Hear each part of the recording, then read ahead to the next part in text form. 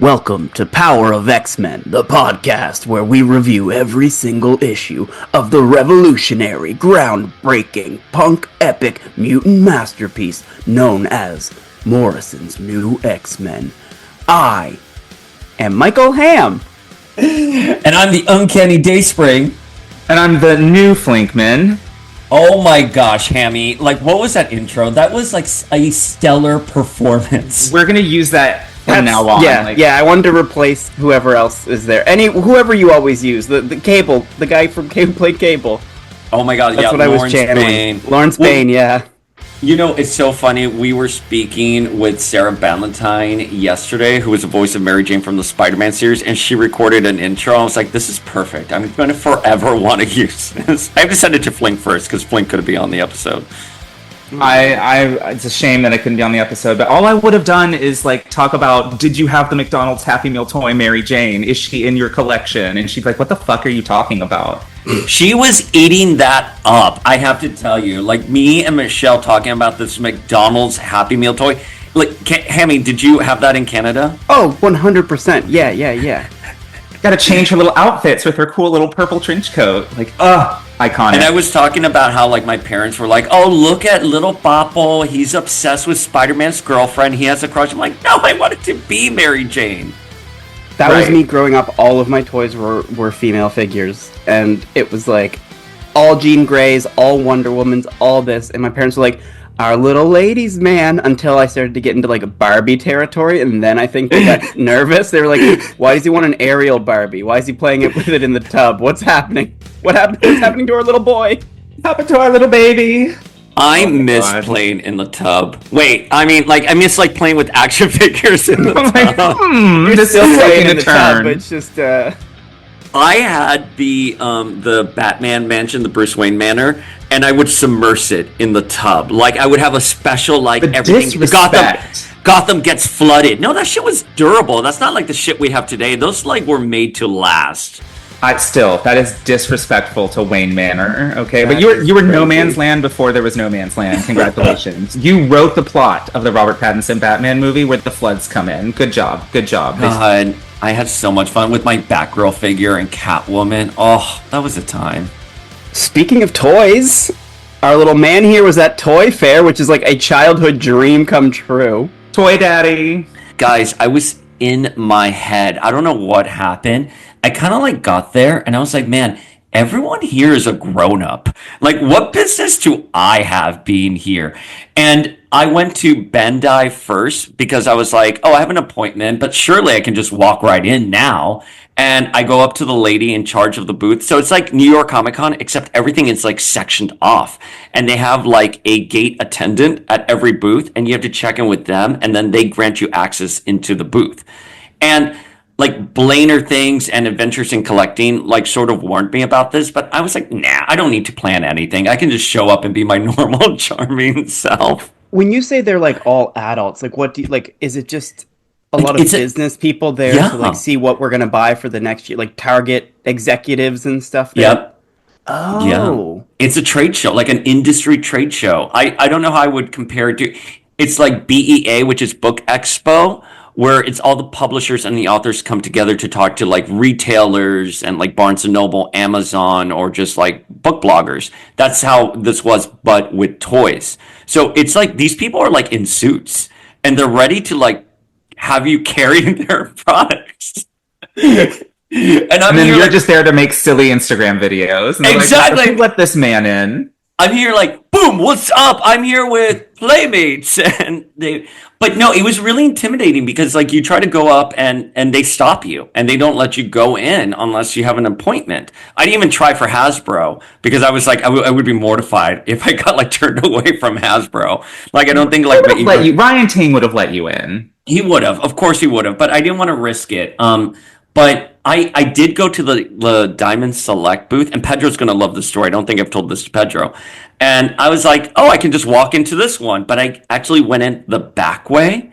And this guy I used to work with at Wizard named Zach Oates, like kind of saw me taking photos of like the Marvel Select Archangel and everything. And he like stopped me. He was here like, who are you? like that. And I turned to him. I'm like, oh, I'm just here taking photos. He's like, this is a closed show. And I was like, oh, I'm sorry, I didn't know. And he's here like, are you with the press? Are you a buyer? Who are you? I'm like, oh, I'm Paul Power. I'm actually like, literally, like I was an intern again. And then I started telling him I was an internet wizard when he was EIC of Toy Fair. And he just looked at me and nodded. And he's like, well, you can stay, but next time, can you just please email me and let me know you're coming by? And he gave me his card. Well, that's nice. I mean, you're re-upping your contacts at least, so that when we go next year, it's not going to be so awkward. Well, you know what? Because I'm going to plan everything. We're gonna have a full schedule ready to go. We're not just going to show up and throw microphones in people's faces and go boom. Like if Flinkman's going, Everything's going to be. I think we have to. All three of us have to go. Wait, no, I don't think. Don't drag me into this. No, Hammy's not going. Don't drag me into this shit. One, I'm not wearing a suit. I'll tell you that. Well, neither the am only I. suit I wear is spandex. Two, you've totally crushed my like perception of what Toy Fair is and was. Like, I didn't know it was this like boring corporate event. You're crazy. Why do you think you can't have never been able to buy tickets to this thing? I've never tried. It's always seemed like something that just like is unobtainable. Like reading the Toy Fair magazines and everything, I was like, oh, it's like a con for toys, like amazing. No, it's all of these people being really rude to you. I guess just working in corporate America for as long as I did, I know how these things go, and they're not. Yeah. These people are not fun. No, they're not fun. There's no bar. There are no chicky tendies. Like no. Like, is the Starbucks open at least? Yes, and it's like $12 for a Starbucks. Oh my god! I ran into one of my old coworkers at Harper, and we sat down, and we were just throwing so much shade, and like everyone just turned around and looked at us. But look, we got some good reveals. So, Marvel Legends Archangel X-Force. I mean, those wings look great. Oh boy. I have feelings. Oh, do you have feelings now? Okay, so listen. The wings are beautiful. The figure is beautiful. But they literally had him displayed next to the new Warpath and the new X-23, and they are wearing matte gray, and he is wearing shiny silver. And I'm like, this is a team look. What are you doing? These are not consistent. That just... The OCD in me, like I cannot handle that they are different colors. It's going to drive me absolutely insane. And it should, and that's on purpose. So that then when they re-release some of the... Hammy coming through with the Hasbro conspiracies again. Yeah, exactly. Because you'll get another Warpath with silver in a 3-pack in like 2 years. Yeah. And yeah. But I don't know if that's purposely done, because I'm going to make the argument here with like Monet and Husk. They tried, but these are different shades of garnet, and I think it's just from like production time, from when the colors are mixed. Listen, I don't know, I don't like mix paint or deco. Probably different factories. Different factories. Yeah, is it like a different person who like maybe the difference is just like a little bit of a hue here and there? I don't think they're purposely trying to fuck with us. Is all I'm saying. Listen, I did not have an appointment to their booth. I have no skin in this game. You know what I mean? Like I'm happy to throw shade, but I think it's not. I don't think it's purpose. So you don't it's not purposeful, it's ignorance, which is worse, in my opinion. It's purposeful. I think it's purposeful. You don't think that the same company that gave us a Cannonball figure without legs and then a year and a half later re-released a better looking version of that figure with legs is intentionally getting you to buy action figures twice? I think they learned their lesson. Why am I the optimist? When did I become the optimist here? Only right now. Flink is usually pretty optimistic. Flink is usually fighting the good fight. That's why I'm so excited about this. I'm a realist. I worked for The Man for a long time. The Man is full of tricks. The Man wants you to spend your money twice if he can get you to. Flink will back the ugliest Marvel Legends in the world if it's a character he's like loves. It's true. I'll defend. I'm not coming for Hasbro here. I'm just saying they're evil geniuses who know that they have collectors like me by the balls. Like that just is what it is. That's not a judgment. That's not anything. That's just a fact. It's a fact, mama. Well, speaking of grabbing you by the balls that they have released are Hammy's, because Hammy, what have you done these last few weeks? Last week I sold every single one of my Marvel Legends, excluding Iceman, of course. Could Kick him not off this Zoom. lose the Iceman, and I kept a couple Spider-Men that I really love, and all my X-Men are gone. I'm free. I'm free. Why? What do Why? Yes, you have? why? You have no idea the weight that has been lifted off my shoulders. I think you two genuinely, this is not me being like whatever. You two have a part of your soul that is like so genuine that you like love these things and like connect to them and you like Hasbro and you work in the corporate world, you get the I don't, so every time there was a Hasbro announcement, I would just be mad. Like every time they released something, I just got angry. And I realized that was like not healthy for me. I would get mad that they weren't finishing teams. I would get mad about silver paint. I would get mad about not enough X-Men were released. I'd get mad when too many X-Men were released because I'd have to buy them all. And I was like, what are we doing? I started collecting Marvel Legends like in the first series and stuff, but like came back into it in the pandemic, started with the 2016 X-Men wave, like the Juggernaut wave, and that I am alive because of Marvel Legends. But I got to a point where I wanted to kill myself because of Marvel Legends. So I was like, you know what? These things got to go. And now I just live through you boys. But I sold them to like a reseller. So like not a great deal, but they're gone. And I got a big chunk of change and I'm living high. I mean, I get it. Trust me, when we were doing all of this bullshit with my house and I had to just like every couple of weeks had to move all of my shit so they could do something else, I was like, oh my God, this is a fucking burden. Like, this is finding room for all of this, spending all of this money, like getting, like you said, like getting upset that I don't have a Rachel Summers yet and that Archangel is silver instead of gray. Like, I completely understand. Who would I be without my toys? But then you get a Marvel Legends husk, and look how perfect she is. She's fucking great. She's I perfect. did this for you guys. You're going to get all the figures you want now that I'm not collecting anymore, and they're going to tempt the hell out of me. Like, we'll get a Rachel Summers in the next 4 months, probably. Yeah, oh, I for sure. guarantee the biggest rumor on the back end is she's coming for a second wave of the mini comic book lines. She's going to be in that wave too. Which is amazing because we're going to get Rachel, but also sucks because those figures came with 0 accessories. So, like... Yeah. Well, I mean, that's the thing. Like, I want a deluxe Rachel. So, look, maybe Hammy's point stands there. Right, they're going to finally announce Rachel, and I'm still going to be fucking bitching.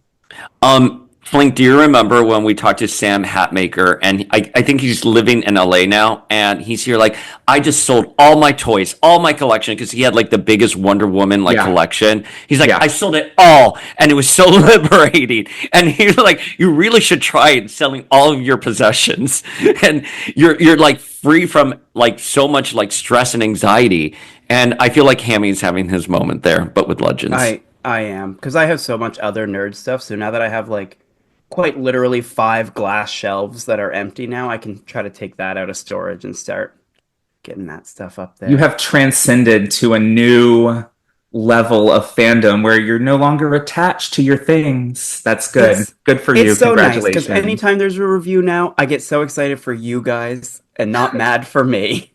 Wow. I think about all the money you're spending, and I start to feel good about myself. Oh, they're so expensive. I feel bad talking to people. I recorded like some YouTube content the other day about like pricing for Marvel Legends, and it feels so disingenuous in this economy where everyone is like barely scraping by to be like, well, you can get the VHS Jubilee for only $60 on eBay. That's quite the steal. You should really invest in that. Like, it sounds so preposterous to be in your 40s saying that, but that is a really good like Jubilee figure. So it's horrible. They're expensive. Not as good as the Caliban Wave Jubilee, but I digress. Anyways, see your pants, Jubilee. Schism. No, her pants aren't peed for that one. Are they? I like how you had to like look. I had to look. I'm like, they're not peed, are they? And I literally was just talking about it. But just to wrap the Toy Fair conversation really quickly, though, I did. You know who I was really impressed with, and we don't have to get into, you know, the nuts and bolts of him as a person, was Todd McFarlane and the McFarlane Toys team, because I did actually just stroll right up and was like, a power of X-Men. And I just want to get some snaps. And to their credit, they must have Googled it like really quickly. And they were like, oh, yes, come on in. And they walked me through everything. And Todd himself came with a like statue of Beast from the Jim Lee X-Men cover one, trolling me. So you're like, I hear you're a Beast fan. And I'm like, say it with a photo op. Todd. Say it with a photo op. And that stuff was like really magical and fun. So I agree. Like, I don't think this is a con you should go to if you just want to have a good time and like fuck around. I mean, you really are going there to cover, and you have to make appointments. So I think this is a great Flink in charge con, and guides us through an agenda, because Dayspring won't do anything, and Hammy's not showing up. Not now. The three of us running around Toy Fair being like little kids in a Toys R Us and annoying all of the suits, that's like a dream. Okay, you got me back. I'm in. Yeah. Like, come on, let's act like we are children, and we're the target audience for these people. They need us. Let's make this our last Toy Fair ever. Power of X is never invited back after we. Right. Second Toy Fair for Power of X-Men and final. Other news I don't know if it's like big news, but it's certainly, we love the character. Is it big news? I think it's big news. Emma Frost, the White Queen. Emma is getting her own miniseries this June. It's only 5 issues, and Amy Chu, who writes Poison Ivy and Red Sonja, is writing it, and then Andrea DeVito, who's illustrated Deadpool and Invincible Iron Man, with covers by David Nakayama. It's a great creative team. Like, I am really excited for the creative team, and like, I don't know. I obviously I'm an Emma stan, so of course. Oh, are you an Emma stan? Yeah, I am an Emma stan. If we put asterisks next to it, she's my favorite X-Man. So but I've seen. It's number one. It's about time that we have another Emma series. Like, she has, since her last solo series, she has like only grown in popularity. So I'm really surprised that it's taken like almost 20 years for her to maybe it has been 20 years. I don't know, but it's been a long time. So it's really surprising that it's taken this long. And like, I've seen like some people complaining about it being another Emma series set in the past, but I think Emma is like kind of the perfect character for things like that, because despite the fact that she's a super popular character, there's still a lot of gray area in her past, a lot of gaps to fill in. So I'm perfectly fine with another Emma throwback series. I'm really looking forward to it, and hopefully it's successful enough, because I would love the Emma series that I really want is I would love one focused on her time as mentoring the Hellions. Like, I feel like that is an era totally right for new stories, and like, we got to make this one successful so we can get that one for sure. Hammy, your thoughts? Any feels? No, not particularly. I'm excited. Read comics as they come out, so I'll probably be hearing about it before I actually find time to read it. But I do hope it's good, because obviously I also love Emma. So the team sounds good. I think David Nakayama covers are incredible, so I can't wait to just buy them to own those covers. Yeah, I have no real thoughts ever, but specifically about this. 2 words. Astrid Bloom. Yes. Oh my god. Astrid Bloom. He's like, what the fuck? He's like, who the hell is that? Okay, Astrid Bloom was like Emma's mentor in college, and she was this fabulous woman of color who spoke like how Emma speaks now. And and she was a psychic, and Emma learned so much from her. But she ended up being Emma's foil, and in the end, Emma defeats her, and she's like left like mentally deranged or incapacitated, and Emma's like mentally and that's when deranged whatever, like Emma raids her mind. Speaking from experience. And at the end, Emma's like, I'm a Frost, darling, and that's how Emma starts having her flourishes in her dialogue. It's because she took on and won Astrid Bloom. But great character. Obviously, we need more Black women in the Marvel universe, and Astrid Bloom is a fantastic character, and she just nailed it. She was one of those characters that was so incredibly magnetic. I would love to see what happened with Christian during the years that Emma was in the Hellfire Club, and Christian, of course, got introduced during Morrison's new X-Men at a flashback in Murder of the Mansion. So has he been in that institute this entire time, following all of the stuff that was going on with Winston and his suicide attempt in the original Emma series? I think if it's done correctly, I just want the continuity respected. I want this to be a spiritual successor to that Emma Frost series. No notes. I mean, bring in Cordelia and Adrian as well. Yes. All of the twisted, Frost sisters. I think it's going to be a lot of fun. Cordelia, yes. Yeah. Not Cordelia Chase, Cordelia Frost. Oh, never mind. Boo. Boo. Or yay, depending on how the internet feels about the character you're referring to. We love her. Yes, we love her. Fun fact. Love Pink. Love Pink. Fun fact, though, Cordelia is currently dead because of an editorial mistake. And we talked about this with Jordan D. White a couple years ago. I drilled him on this. Emma was supposed to say, my sister Adrian will never see Krakoa. She'll never be resurrected. But they accidentally put Cordelia's name instead of Adrian. So now both of Emma's sisters are dead. Okay, listen. We could have a whole episode on the Jordan D. White era of X-Men. He was a nice dude. Sure. But didn't do his job. But let me tell you something. You almost feel like a madman when you have to grill them on this. And it's like, listen, I'm not crazy, but it was a mistake, and you just killed off this character. And they're like, oh yeah, I guess I was there. Yeah, I agree. It's someone should know this. There's Wikipedia. Shame him. I think a little shaming in that situation is perfectly fine.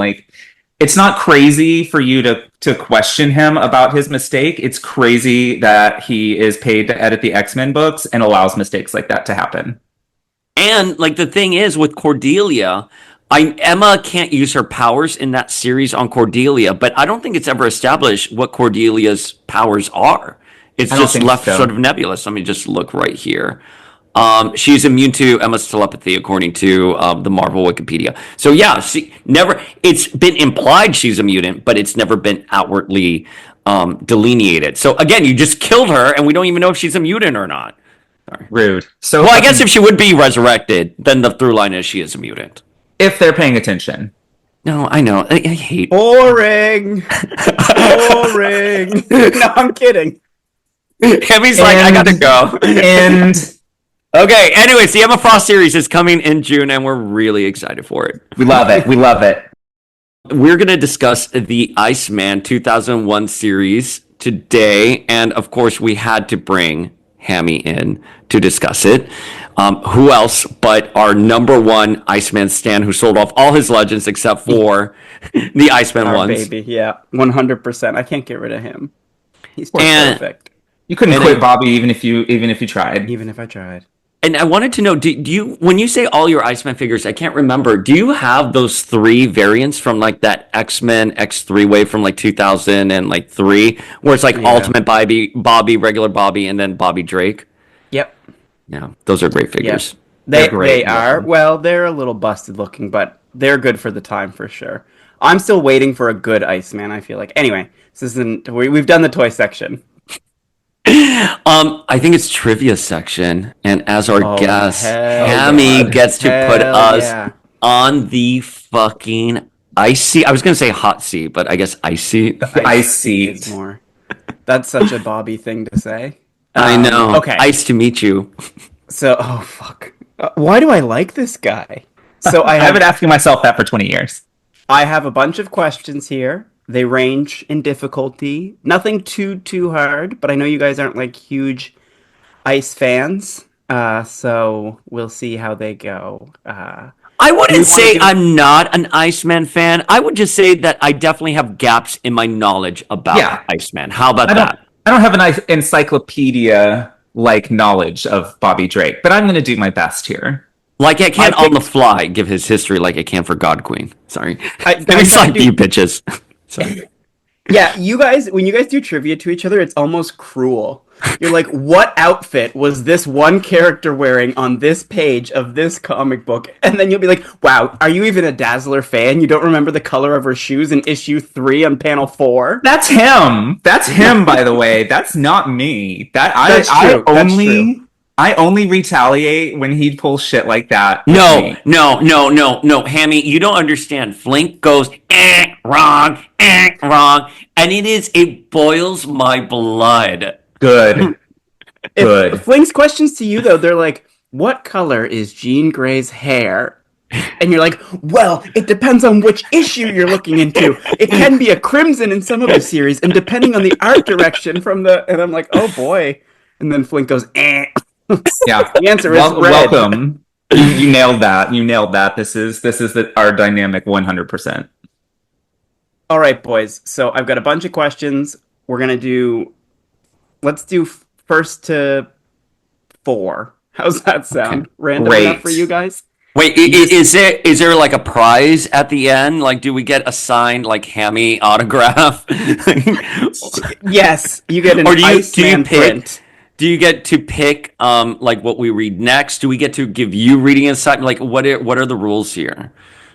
Oh, good question. Okay, well, I'm not playing because I know all the answers. Okay. So I think whoever wins this just gets to pick what the next reading assignment is. That's what you guys do. Yeah. Okay. But my punishment is, to you guys, I want you to pick something bad. Something that you think is bad, but in a fun way. Bad in a fun way. Okay. Yeah. Okay. Not bad Fair enough. You never want to read it again, but like bad. Like bad. Okay. Bad. Okay. All right. Okay. Again, they range in difficulty. Let's get started. Just yell the answer whenever you think you know. Okay. Oh my God, I'm so nervous. What issue of the comic book series does Bobby finally turn from snow to ice? Number 36. Oh, too late. No, earlier. It would have to be like it's in the like when Jean gets her green costume, right? It's that era. So is it like issue 27, 26? I will tell you that it is the first appearance of Eunice the Untouchable. Flink, that feels like a hint for you because you should know every first appearance. Like 13? Oh, Listen, no, sorry, not to be a Flink about it. I don't have the encyclopedia knowledge that you think I. Uncanny X-Men number 8. Oh wow! Yeah. Oh, that is very early on. You gotta edit this out. I can't. I only know that because I really want a tattoo of Bobby in his little ice form on my arm. So I've had that impression in my head forever. You know, it's so funny. I don't know why in like my headcanon it wasn't until like they switched over to their unique costumes that he became more ice. And I can picture it right now, actually, where Cyclops is like pointing at Bobby and he's a snowman, and then he turns into an ice. So I remember, that was in the X-Men Encyclopedia from the early aughts. They specifically called out that panel. Yep, Cyclops just says, "Bobby, I told you to turn your body." Into ice, and Bobby's like, okay, and he does it, and then he's ice for the rest of infinity. It's just crazy. Cyclops just tells him to do it, and he's like, okay. I mean, why not? I mean, if Daddy Cyclops asks you to do something. I mean, I'm gonna do whatever Daddy Cyclops asks me to do. Oh my God, if it was Havoc, Jesus. This question is not the question you think it is. Okay. So don't answer too soon. Okay. In the X-Men movies, what object does Iceman create out of ice to impress Rogue? A pencil holder. Is it a flower? It is a flower. It is a rose. No, it's a pencil holder.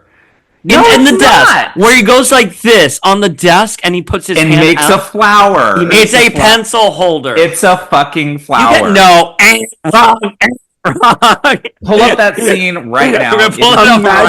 Imagine Iceman flirting with a girl and making a pencil holder. Put your pencil here. That is crazy, Paul. Wow. No, I am right. You are wrong. It's a pencil holder. There's like a little, it's something to put her pencil in. It's a fucking flower. What are you doing right now? I am proving myself right is what I am doing. You people are wrong. Oh, I So thought these wrong. were going to go so quickly. I forgot that you guys just fight at the end of every question. Thanks. Fine. Listen, if I'm wrong, I'm wrong. I thought it was a pencil holder, but I guess you guys know. You guys are the bigger Iceman A pencil fans. holder, so romantic. Like, to what put are a fucking you- pencil because she just got I to the can't- school for the first time. Boys, I can't do this right now. Next question. Question number- Flink one. Question number 3. What Okay. year, in terms of the comic book series, did Iceman come out? 2013. Or 2013 or 2014. I'm gonna say, well, you just took mine, so. Or I was gonna say 2015. 2014. It's between Give an 2013 and 2015. I'm going to say 2014. 2015 is when. No, it has to be later than that because 2015 was when Gene outed Teen Bobby. So, yeah, 20. Are we talking about when the series came out or when he came out as gay? So the Iceman solo series would have had No, when No, he wasn't Gene the did it. Iceman. Okay, so it was That's what I'm 2015. going off of. 2015. It was 2015. It was 2015. I think you got it, yeah. Flink's Yeah. got it. Okay, Bonus by the point? way, I'm seeing the scene right now, and I can concede that it looks like a rose. But, like, surely Hell yeah. you can understand why I would have been confused. No, actually, but that's okay. No one else was ever confused, but I can understand why you were confused, sure. For a bonus point on that one, what year did Beast come out as gay? Oh, that would have been that's Morrison. been That's 2000. 2002. No, isn't that too early? Because it would have been. 2003? It would have Wait, been when did- 2003. I think 2003. Yeah. Oh, 'Cause it was at- 2004. Oh. And Wait. I got the quote here. Maybe I should just come out of the closet. I could be the first openly gay X-Man. Think of the publicity. But okay, but here's the thing: we haven't gotten to that point yet in the Morrison recaps. He's not really gay. He's being No, facetious. no. Later on, Yeah. Emma will call. That scene is why I have started to hate Beast. That was the first moment I read, and I was like, "Fuck this guy pretending to be gay." That was why I put it in there. I know that's one of your little ticks. I thought, Oh, we'll you get Paul fucking started asshole. in a little pissed off little way. You already had me pissed off. You already had me pissed off because it was a fucking pencil holder that's shaped like a flower. Listen, Flinkman's gonna crush you, so... be Yeah, pissed I mean, off I've about already, that. got two to your You got 0? two. Who was Iceman's first serious girlfriend in the comics? Was it not Cloud? Opal Tanaka? Cloud? Okay. Clown. Oh no, Polaris! Polaris! Polaris! Fuck! It was. Oh, okay. Maybe you're right, and I'm willing to concede that point. I have Zelda. When Who the fuck is Zelda? Oh, you know He what? was like an accountant and shit, and like... Was No, Zelda... but Zelda would be post Lorna. Lorna's the first girlfriend. I'm giving looking. Paul a point for right now. Because if it's, I don't know Zelda. I don't know Zelda. It's someone else. Hold can on, Google- I've got her. Let's see what her first... No, it was Zelda. Wait, Because she like, appeared in X-Men number 7 in 1964, and that's before Okay. Polaris. She was a waitress at Coffee A Go-Go. Hello. Well, since you guys are, mm. homosexuals. Wait, but Let me ask- does first appearance mean dating? They were dating. It was like a serious... Yeah. Okay. Yes. I'm sorry. Go. Hammy. Go. Hammy's trying to be so civil, and we're like, I'm First- a monster. We're monsters. First major boyfriend. How about that for you gays? Christian Frost. I mean... Christian. I know it's supposed to be Romeo. Are we talking teen Iceman? Because that would have been Romeo, right? I don't Talking dignify. nice, man. I don't dignify Romeo. It's Oh Christian my Frost. God. Sorry, This is... you're wrong. Just wrong. So you just have your own headcanon, and that's just... It's a pencil holder and Christian Frost. Like, Why wouldn't you okay. want? Why wouldn't It's a you pencil want? holder, Lorna. Why? Frost. Why wouldn't you want him to be with Christian? It thematically makes so much sense with given all his Sure, baggage but with that Emma. doesn't make it factually correct. It's definitely Romeo Deleting and then questions. I keep It's definitely deleting questions Romeo and based then- on these answers that Paul's giving. I'm like, not that one then. I mean, we only have one more until I win at this It's point. true. So, It's you know, true. It's true. he has to get I'm 4 in gonna a do- row. I'm gonna do an easy one. What is the drink that he blows on in X. Dr. Pepper! There we go. Thank you, Paul. You're back in the race. I mean, I would have gotten that, but fine. But Paul's fast, and he's ready. It's true. It's true. Well, he needed to redeem himself. And I love Dr. Pepper. I love Dr. Pepper. I love a Dr. Pepper and a Domino's, Papa John's. Oh, and I was God, I hate being thirsty on the podcast, but I remember, like, I was so turned on by that scene, like him and his blue boxers blowing on, like, it was for Hugh Jackman. For Wolverine. Let me tell you something, though. Like, the subtext is there. Like, no shit. Like, it's there. Like, it's... The eye contact between the two of them is crazy during that scene. Like, you think you would look at the bottle when you blew on it, but he's like, eye contact blowing on it, like, this is what I could be doing for you later. The moment we all became gay. No, it was... Yeah, I mean, it was way before that, but... Okay, this one's animated series related. And he hasn't been in much of that, so there's only a few things he could do. In the X-Men animated series, what was Iceman's reason for leaving the team? Because Lorna almost got injured, and that's why he left. And he was fighting with Xavier. It wasn't to find her was why he returned. Yeah. Paul is literally coming back from behind. This is crazy. Okay. Shit. I only got movie questions left. Oh, I've got one more comic question. What team did Iceman briefly join outside of the X-Men in the 1980s? Champions. It is the Defenders. It's Defenders. Boom! Champions, yeah, that was the 70s. So have I won trivia every time that we've done it in this era, I think? Whatever, I'm just letting you win. Trivia. I'm just letting you win because you're just letting me. I'm just letting you win. Just letting you win. Wow. I mean, I guess you may know some things. Like, maybe. That was too much work for me, and I never want to do it again. It's like having two children screaming at each other in public, and you're just embarrassed to be with them. You make me feel so bad about myself, Hammy. Oh, I'm so sorry. Someone has to. You two are perfect, so I like to come in here and remind the audience that you are fallible. We are quite human beings. Quite fallible. Although I like being the villain of the pod. Flink, you get to pick. I don't know if you have something right now. I don't. Circle back to it later. Yeah, it's gonna be a mystery. I'll think about it, and I will circle back with you, fine gentlemen. And also, we probably should at some point do more new X-Men. So I'm reading along. We're gonna put a pin in this. So if you could hurry it up, just hurry it up through the new X-Men, that would be great. Because I'm trying to read along, and it's very difficult. My free subscription is going to end soon to Marvel Unlimited. So we got to wrap this up. Just got to wrap it up. Yeah.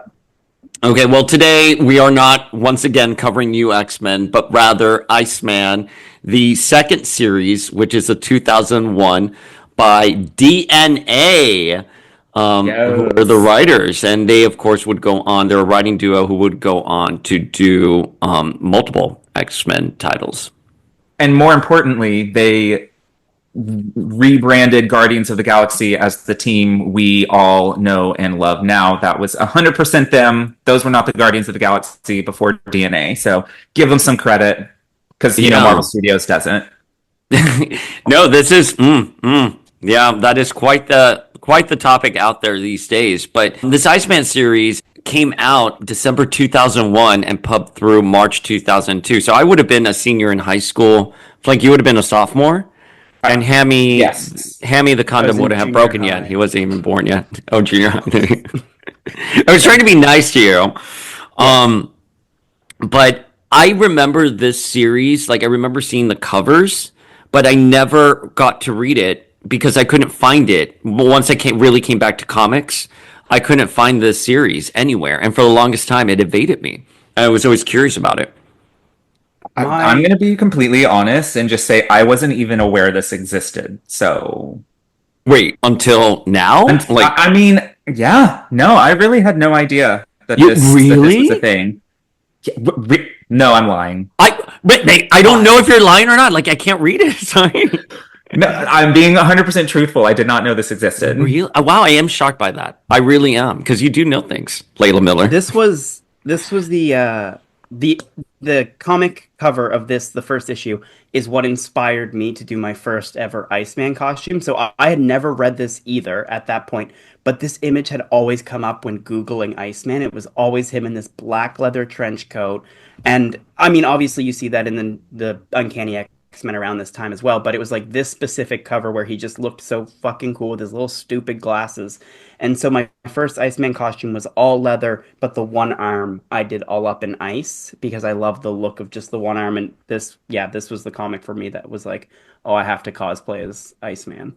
I'm not a cosplayer, but I one Halloween in like 2002 or three, I did a black, like a Gap leather jacket, shirtless, and like I sharpied like my hand blue, and I pretended to be Iceman. You know, like that look was like, it was like good for chaotic like Cuban twinks back in like the early aughts. Just So, like you and me. We need photographic evidence of that, I'm pretty sure. God. We need to see your attempt at Iceman. You would not recognize me. I was taking I probably creatine. would. I was taking creatine at the time, and I was like 165 pounds. Like it was insane. Like I was working out a lot. Like I went through like a bro phase after I graduated high school. I love the covers too, Hammy. Like I think these covers really stand out. They're really iconic per the series. And this was part of an initiative that Marvel was doing at the time where they were releasing these miniseries for Rogue and for Cyclops. I believe these three were the ones who got the Icon series treatment. I still haven't read Cyclops or Rogue. Iceman, I hadn't read until this week. I don't know the Cyclops and Rogue ones of which you speak. I'm looking right now. I'm like, what are you talking about? Like, where was I? Well, I Julie just- Bell did one of the covers for Rogue, and she's in her X-Men Evolution like look, and it's a Julie Bell illustration that they use for the cover. You've seen it before. I guarantee you've seen the image before. I'm looking. Anyways, Yes, I anyways. have feels on this. Okay, I sat down for issue one, and I thought issue one was so good. I thought I was like hooked in. I love the mystery. Look at your face. What? Really? Really?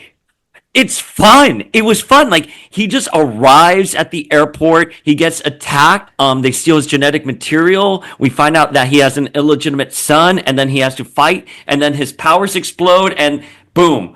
We don't know what happens to him. I thought it was a great first hook, just sitting down to read. Hammy, what do you think? Since you're I nodding. agree. I think this first issue like knocked it out of the park. I had read it before this, but even rereading it, I enjoyed the art. I remember the art being really bad. We'll get to that later, I think. But the art was really good, and he's very straight Bobby, but he's very like mature Bobby in a way that I liked. And I liked the villains in it in issue one. I was like, what the fuck are these? They're spooky, they're scary, they're like these genetic mutant babies with like all kinds of different.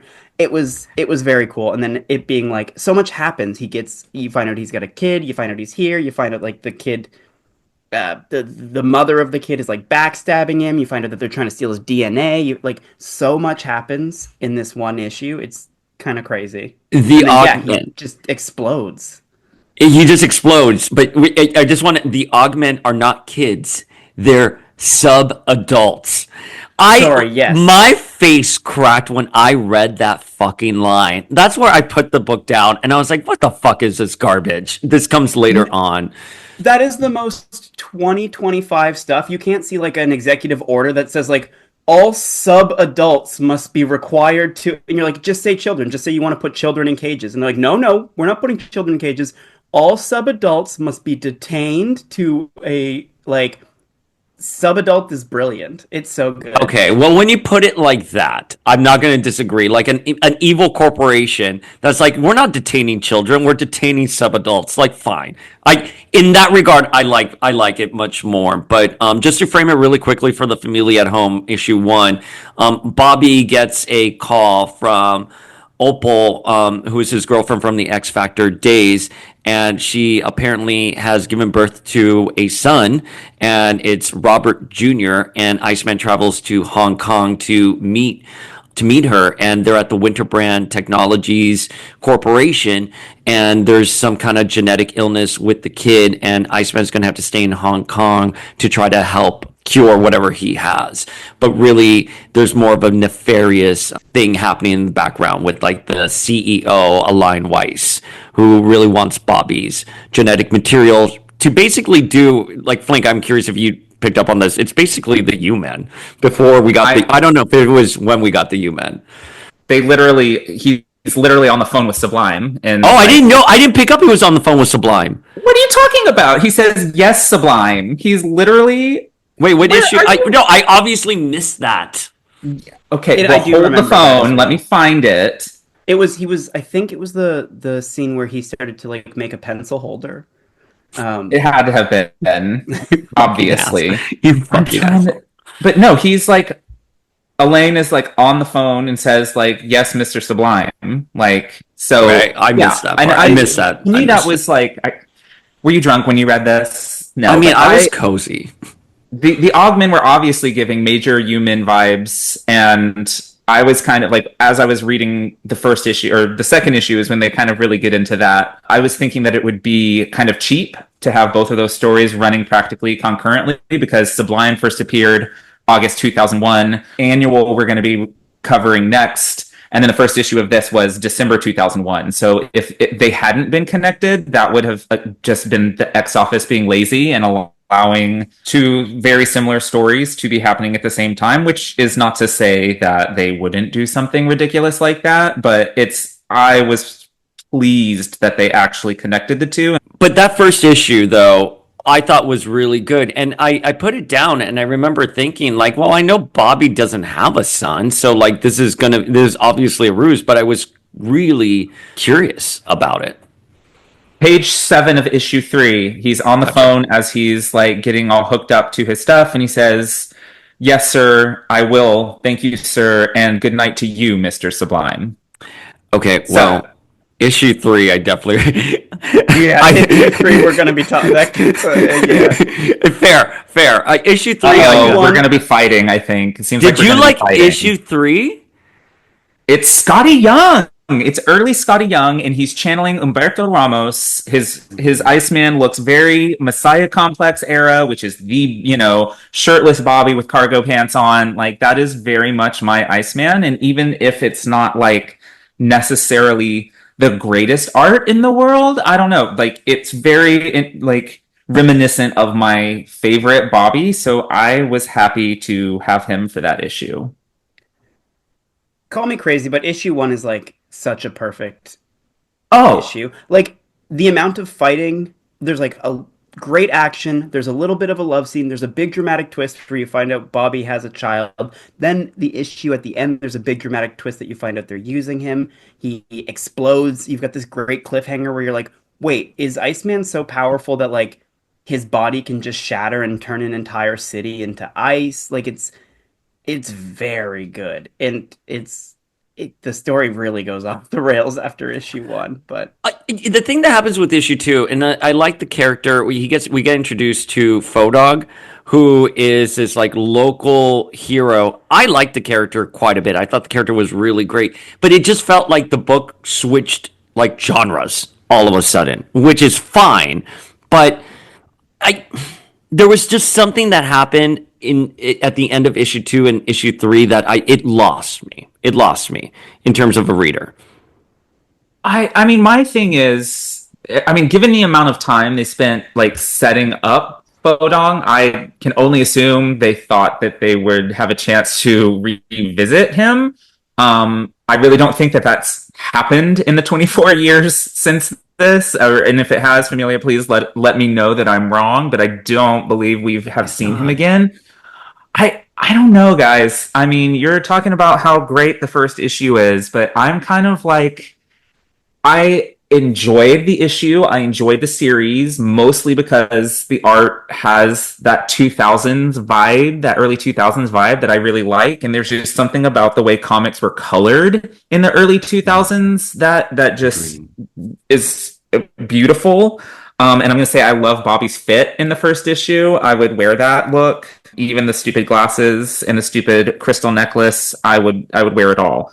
But like, this wasn't actually very good. It was a pretty paint by the numbers plot that could have starred literally any member of the X-Men. It's so funny that you said that, because I did think that. I did think this could have been. It's could have been anybody. I wondered. The question I was going to eventually pose was, I wonder if this was a script that was just hanging around the office, and they were like, "Oh, we want to do like this icon initiative. Which popular characters can we make work in this?" Yeah, and they just sort of randomly assigned it to Iceman. But like, even know. so, I don't know. I thought like the airport fight with the Augmen was kind of interesting. And again, like seeing Bobby, like, here's the thing. They missed the opportunity here, because Bobby in the early aughts is still in a reaction to what happened to his father in during the Creed campaign with Onslaught, where his father was beaten up. And I thought this was an emotional hook for Bobby, and I wish they would have connected it, where Bobby has had the worst father in the history of fathers. His father was not good, and now he had a chance to redeem himself. And even though, spoiler alert for the end of the issue, he knows that the kid wasn't really his, but he wanted to still raise the kid. I thought that was very beautiful, but they did not make those connections. And that's where I think that if you had put those flourishes in there, you could have really given us some insight into Bobby. And like, maybe Bobby just wanted to really give this kid the father he never had. And I thought that would have been beautiful. Well, maybe they were planning on that in some sort of sequel or follow-up, and this clearly did not set the world on fire and merit much of a follow-up. Speaking of fire, I have to say, villains, okay, that's not working. Anyway, villains with flamethrowers were apparently like super hot in 2001. The villain in Poptopia used one. The villains in this first issue here are using one. Flamethrowers, so hot right now. So hot right now. That's a good one. Like They're so in. 2001 thing, apparently. I don't know. I feel like in 2001 I was obsessed with flamethrowers too, but maybe it was comics that did it to me. Who didn't want to have a little flamethrower back in the day? What's so funny is at work we're supposed to put in certain keyword, like if something is featured on a cover, we are supposed to mention it in our description for it, and flamethrower is a word that we are always supposed to call out if it's featured on a cover. Like flamethrowers, bondage, decapitated heads, skulls, like all of these things we're supposed to like specifically call out. And of all of them, I think flamethrower is my favorite. I love that. Have you ever like used a flamethrower before? Not yet. I have one in my closet. This is Texas. It's so easy to get. Well, a couple years ago, everyone in Miami had one. This is like 2017 or something like that. So I actually have held, like 2019, whenever, held a flamethrower. It's just like, damn, the power behind that. Well, yeah. Like, I understand Dark Phoenix so much more. Like, the instinct to just start burning everything. Really bonded with her. Can we talk about how big of a bitch Opal Tanaka is? Like, right. Can we just address that real quick? Not just for not telling Bobby he had a son, and of course, ultimately lying about that, but also for gambling with her son's life because she's too stubborn to have the X-Men or Beast take a look at him. I'm like, lady, your son is literally already dying, but you're worried about a chance of him being hurt in an X battle? Personally, I think I'd take my chances with that for a better shot at saving my kid's life, but she obviously is not that concerned or even that nice of a person. No, she definitely did not care for Robert Jr. I mean, was that really his name in the end? I can't remember. Okay, well, there you go. I mean, she didn't call him anything else. And we haven't seen her since, right? She's been MIA. I think I glanced at her Wikipedia page. I don't think she's been around since. I honestly don't know. I feel like she's a name that has maybe been referenced, but certainly we haven't had like a big story with her.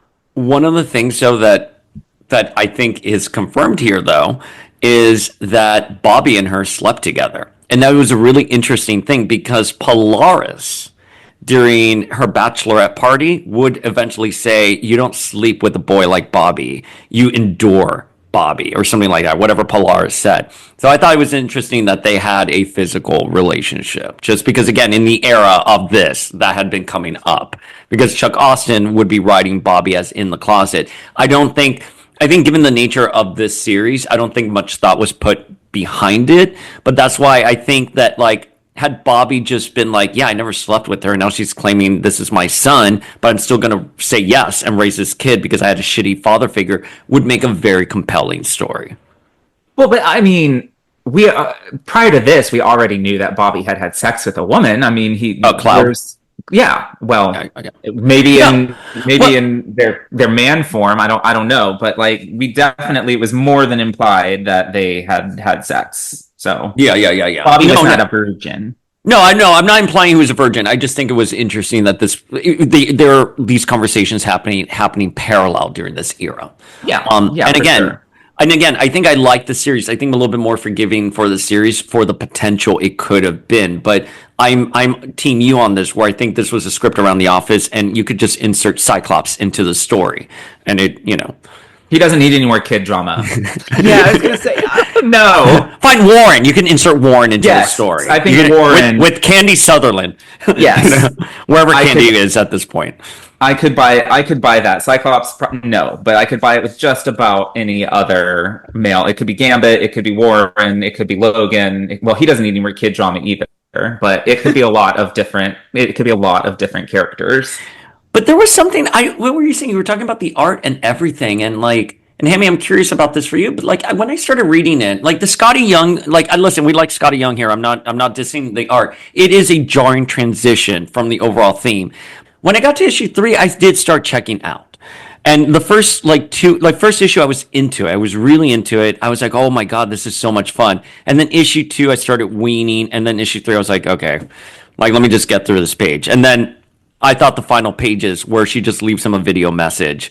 I was like, oh, that's such an easy cop out. And I knew it was coming, but I was hoping otherwise. I feel like issue 1, the reason I liked it is because it's popcorn. Like, I like hearing you guys say you could put any other X-Men character into issue. I want to see that. I want to see this issue retold with Warren. Like, who's the woman he's going to see? What does his fight scene look like in the airport? How do his powers, expand so much that they cause devastation? How does Fodog think that he's a demon? Obviously, the wings. Like, I'd love to see that with Gambit. I'd love to see that with anyone. I think that's why, like, the first issue it's just so popcorny. That's why I call it, like, a perfect issue. Like, it's just, like, it hits all those beats you want in a comic book. And then issue 2, for me, I still liked it because I love Fodog. I don't know who that is, but, like, what a cool character. And I liked this, like, friendship story between them. But yeah, around issue 3, I start to get lost because it just feels like they're taking the story of, we want Bobby's genetics, send the augment after them. They're just stretching that out for another issue where they didn't need to. It's just like 10 pages of fighting, 4 pages of them talking about why they need Bobby Drake's genetics, and then like 2 pages of conclusion and cliffhanger. Yeah. And by issue 3, I was like, just fucking give them the genetics already. Can we please move on from this? Yeah, and I did find the art a little tough for me. Skottie Young is apparently not an artist that I enjoyed too much. Well, this is very, very early Skottie Young. And he's a fill-in artist. He probably had to rush through these pages. In fairness, that's exactly what happened. Karl, I'm forgetting his last name, who's the artist for Karl Herschel, who is doing the art here, clearly couldn't make issue 3's deadline, so they're like, just focus on 4 and we'll have a sub-in artist, and he's the guest artist, and he probably had to do it on a crash deadline. In fairness to Skottie Young. Skottie Young has certainly, his style has only gotten more unique and nice and simple. I don't know, there's some really good stuff in here. Like, there's a panel of Iceman on his ice slide here that reminds me of the Humberto Ramos, like, Messiah Complex era stuff. I like it, the Skottie Young art. I mean, it's not great, but I think it's fun, and I like his panel layouts. I think there's a lot of, these could have been really simple scenes that he's drawing, but he stacked some of these pages with as many as like 12 to 15 panels. And I find that Yeah. fairly impressive, and especially for the time where everything was so, most other comics were so decompressed, and artists like Salvador LaRocca were, every other page was two giant panels, and this just is a different kind of storytelling than I think comics of that era were going for. So I appreciated it for that, but I do agree it does look a little rushed. It is a little jarring. Karl Kerschl's art is very lovely as well. The art is the thing that I like the most about this, because again, I said it earlier, it's just has that early 2000s fun kind of vibe to it. The colors are beautiful throughout. It's just very bright, very vibrant, very kinetic and action packed. I have nothing negative to say about the art, but I think I've said my piece on the story. I just find it so very generic. Yeah. I also will say I just looked up Skottie Young's like current art, and it's interesting because like Skottie Young's current art is so my style. It's unbelievable. Like I love the like Magnolia sail, like heavy lines, heavy angles. And so now looking back at the art, I can see where that's evolving, like where that's coming from. And it kind of gives me, I can see why you would like this art because you know what he's become. Yeah. And you can see a lot of that in this.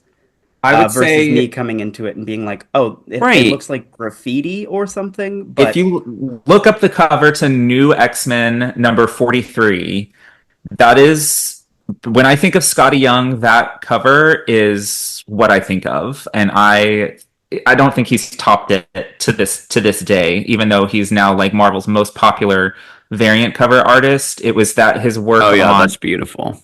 Quest for Magic and the X Kids that really made me a big fan.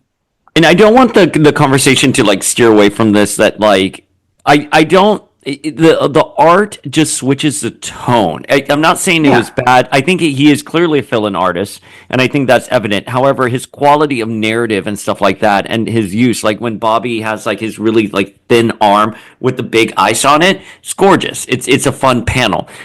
I think for a different comic that they're trying to establish a different tone for. It was just it's kind of like when we were reading Poptopia and those last two issues. Like when Ian Churchill leaves, you're just like it's a kind of like a whiplash situation. For sure. And I think it's interesting that you call out that specific panel of Bobby with the huge ice arm, because that gave me, because like I just mentioned, Skottie Young did the Quest for Magic arc in New X-Men, where Anol's arm gets cut off and he grows that big monstrous lizard arm. And I'm just like, does Skottie Young have like a thing for little gay boys with giant squeaky arms? Like, I don't know, but I'm here for it. And y'all mentioned the cover, like really liking the cover to issue 1. I'm going to come out and say that I really love the cover to issue 4. I think he looks really, really hot. Like, I like them all. With his one ice arm. That number 4, I think, is my favorite. I think they're beautiful covers. I think all of them are great. I like issue 1 more because of the coloring. To talk about Y2K coloring, I love the ice surrounding him and everything.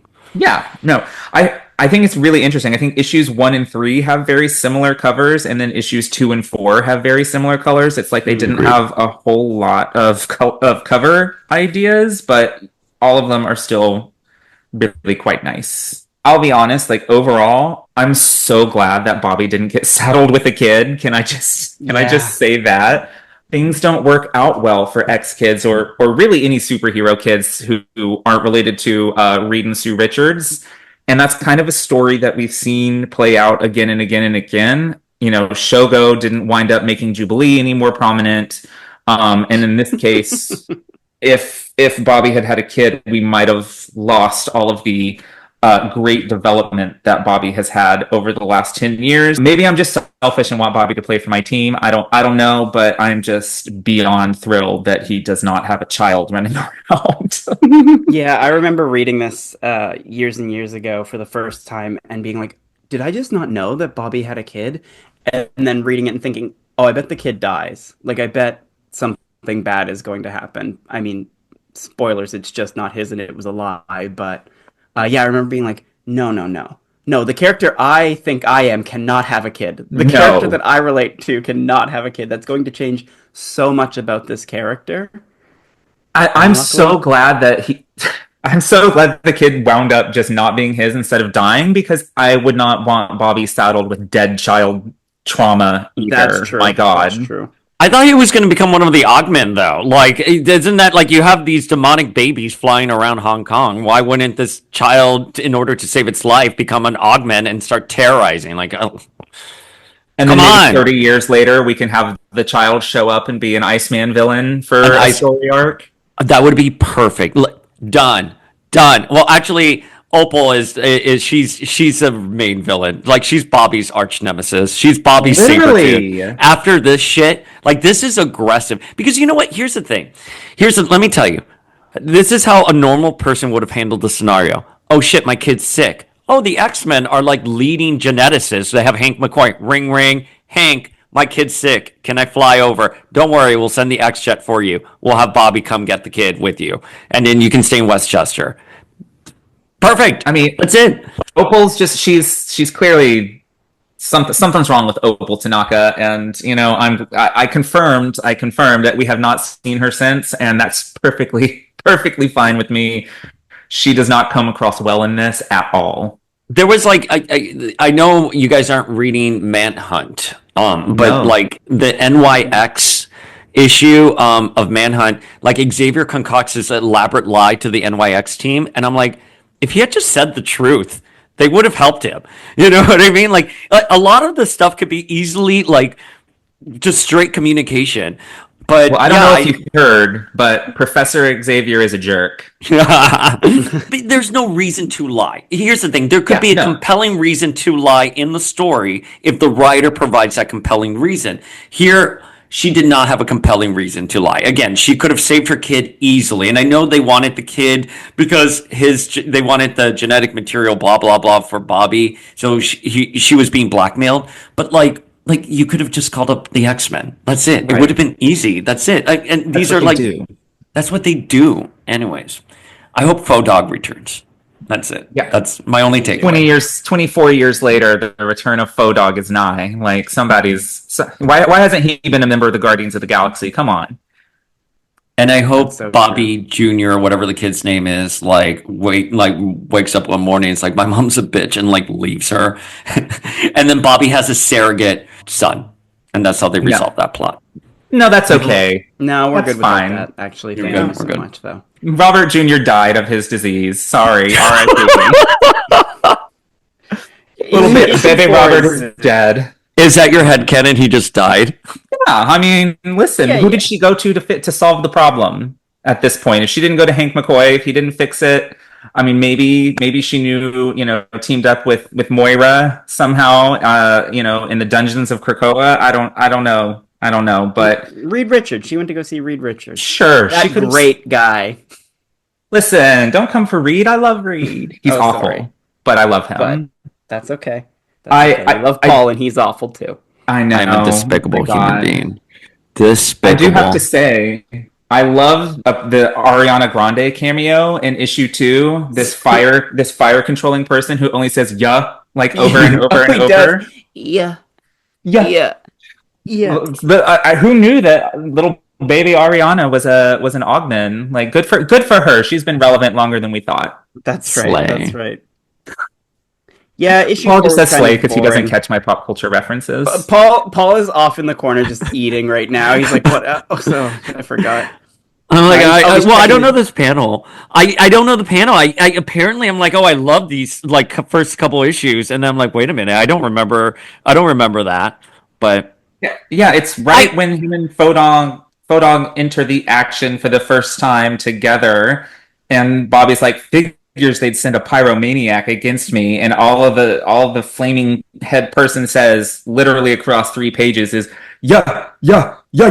Like, it's great. It's good stuff. Yeah, I It's see good it here. stuff. That's my new favorite character.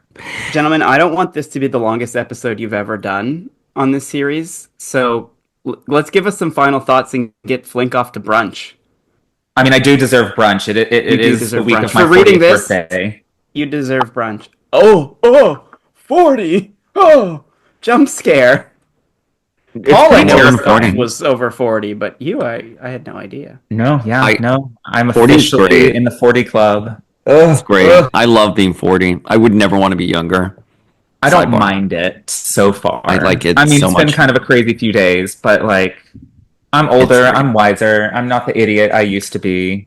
I know, I can tell. I'm still an I can idiot, but You wake up with like an upgrade on the morning of your 40th birthday. It's like a software update, and things just feel better. I don't know. I'm happy with 40.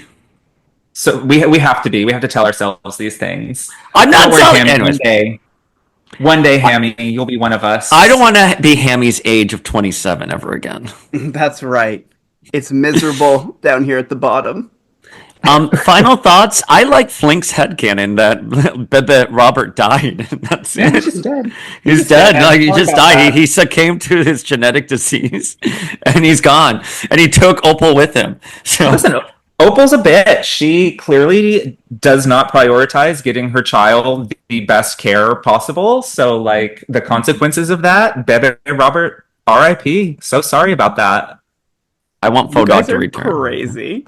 Anyway, I Hammy's do. like, this is Crazy. bad for my brand. I You cannot be signed up for associated with. this, Dead babies is not part of my brand.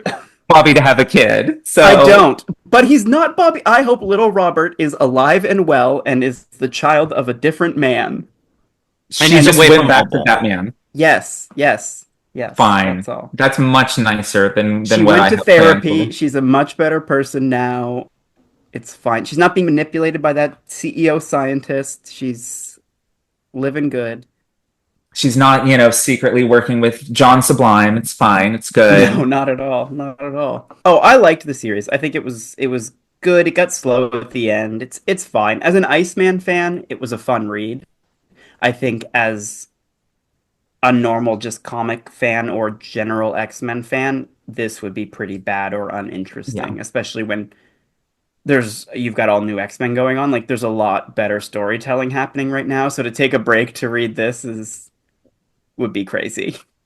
I do feel like this reads better having read a bunch of other early 2000s comics. I feel like if I had read, Messiah Complex or something and then jumped into this, I'd be like, oh, this is absolute dog shit. But like I said, sort of with Poptopia, having the context of the era, the other comics of the era in which it was released, elevates the material a little bit because you can just sort of coast on the vibes of it rather than the story itself, which again is quite generic. And I have to agree with you, because this is an Iceman story, I like it more than I would if it was a different male X-Man. Most of them, if this was like a Quicksilver or a Nightcrawler story, I probably would not care very much at all. But because I do like Iceman, it's not great, but it's worth reading. It's worth checking out if you like Iceman in early 2000s comics.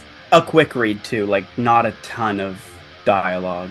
No, I made sure to wake up like an hour and a half early to make sure that I had time to read this, and I was like, oh, this is going to take about 20 minutes. Oh, great. I have an hour and 15 minutes left to do whatever I want. Yeah. All right, Familia. Well, let us know your feels on Iceman 2001, the second series. Send them to Flink and Hammy.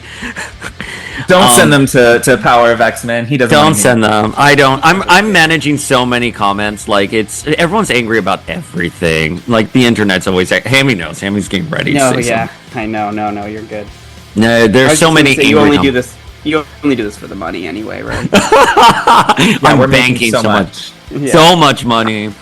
As I mentioned, we talked to Sarah Ballantyne, MJ, the voice of MJ from Spider-Man, the 1994 animated series. She is incredible. Me and Michelle spoke to her yesterday, which was International Women's Day. And Flink and I are getting ready this Friday to have a really big interview with Joe Casey. Oh, yes, shit. yes. Yeah. He gave us homework. No pressure. He did. He's like, read my Substack. Yeah, I'm like, is it free? It is free. It is free. I started reading some. Thank God. Okay, then I'm gonna dive into that starting this afternoon. But even just based on his Uncanny X-Men and Wildcats work, I have a million questions for this man already. I will try not to be insane. Oh my God, be insane. Try. Let the people know what they want from you. Hammy, what do you have going on? It's a little late, but next week I'll be in Mexico for La Mole Comic Con. I'll be guest signing there and cosplaying there. No Marvel characters whatsoever. Superboy, Nightwing, Robin. And other than that, I'm just sticking to Canada and dragging all my American friends here. So any Americans who listen to this, it's a great time to come visit Canada. I'm on my way. Oh, that would be nice. It would be. Trust me. Trust me. It couldn't be any worse than Texas. You couldn't be any further from Canada. No, I know. Well, why do you think I didn't come up there and hang with you boys a few weeks ago? Like, it's a fucking, $3,000 flight from Texas to Canada.